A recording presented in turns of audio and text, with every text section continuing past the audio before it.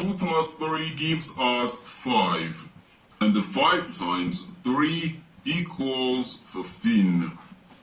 So 15 divided by 15 is just 1. But this answer is not correct.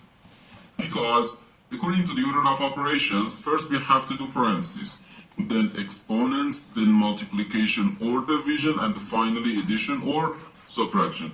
Remember that multiplication and division have equal priority and we have to work from left to right. And the same applies to addition and subtraction.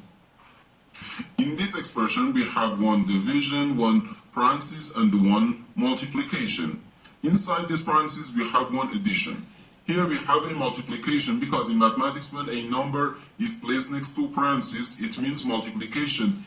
And we usually don't write the multiplication sign for brevity. Okay, so according to the PEMDAS, first we have to do this parenthesis, then this division, and finally this multiplication. If we do this multiplication before this division, it is wrong.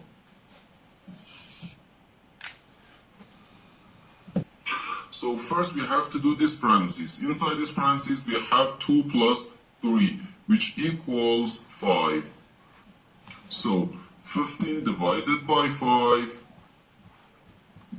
then times 3. Okay? Now we have one division and one multiplication. As I said, multiplication and division have equal priority and we have to work from left to right. So here, first we have to do this division. 15 divided by 5 equals 3. And 3 times 3 gives us 9. And this is our final answer to this problem. The correct answer is 9.